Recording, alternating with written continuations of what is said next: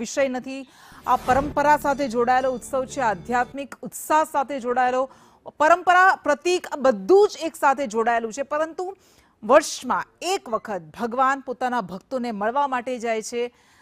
આની પાછળનો સંદેશ, આની પાછળ એક સામાન્ય ભક્તના જીવન સાથે આ કેવી રીતે જોડાયેલું છે?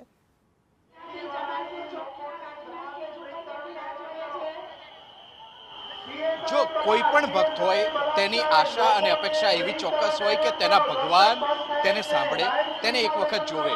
અને આ જ એક એવો પ્રસંગ છે કે જેમાં ભગવાન પોતાના રાજ્યના, ભગવાન પોતાના વિસ્તારમાં લોકોને મળવા માટે જાય છે, લોકોને જોવા માટે જાય છે, લોકોના હાલ પૂછવા જાય છે, લોકોની સ્થિતિ કેવી છે તે જોવા જાય છે।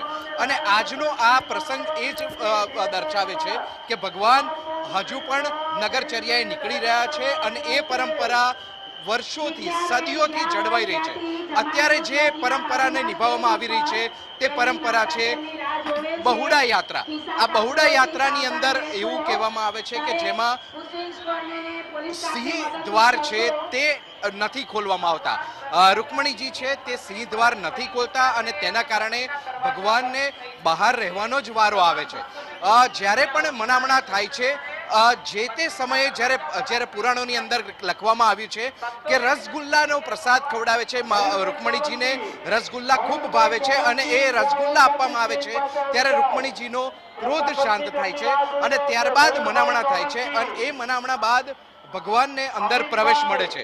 ભગવાનને જ્યારે પ્રવેશ મળે છે તેને બહુડા યાત્રા કહેવામાં આવે છે અને એ યાત્રાની અંદર તેઓ સીધા ગર્ભગૃહમાં નથી જતા, પહેલા તેઓ મંદિર પરિસર છે ત્યાં જ તેઓ રહે છે અને ત્યારબાદ તેઓ ગર્ભગૃહમાં પ્રવેશ કરે છે।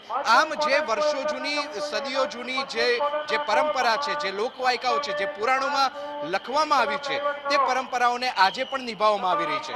નગરચર્યાએ નગરના શેઠ જ્યારે નીકળે છે અને લોકો તેમને આસ્થાથી જોવે છે ત્યારે અનેક લોકોના દુઃખ હરાઈ જાય છે, અનેક લોકોના સપના પૂરા થતા હોય છે અને આ સપનાઓ પૈકીનું આજે પણ એક સપનું અનેક લોકોનું, અગણિત લોકોનું પૂરું થયું છે કે જેમાં નગરચર્યાએ જ્યારે નગરના શેઠ નીકળ્યા અને 18 કિલોમીટર લાંબી રથયાત્રા, 18 કિલોમીટર લાંબી યાત્રા તેમણે કરી છે। અમદાવાદ શહેરના વિવિધ વિસ્તારોમાં તેઓ ફર્યા છે, કોટ વિસ્તારોની અંદર તેમણે નગરચર્યા કરી છે અને આ નગરચર્યા દરમિયાન અનેક લોકોના દુઃખ હણવાનો, અનેક લોકોના તેમણે દુઃખ હણ્યા છે।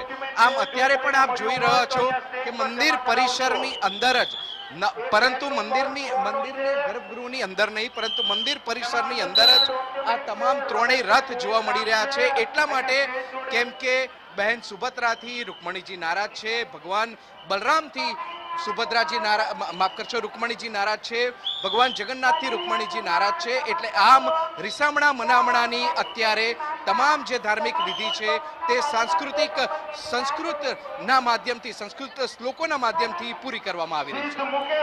નિર્મલ, હા બિલકુલ આવીશું આપણી પાસે, આપણે આગળ પણ બતાવીશું અત્યારે, કારણ કે નિજ મંદિરે જ્યારે રથ પરત ફરી રહ્યા છે ત્યારે પણ એ ઉત્સાહનો મહાસાગર ઉમટેલો દેખાઈ રહ્યો છે અને ખૂબ સફળ રીતે વધુ એક રથયાત્રા અહીંયા પૂર્ણ થઈ છે।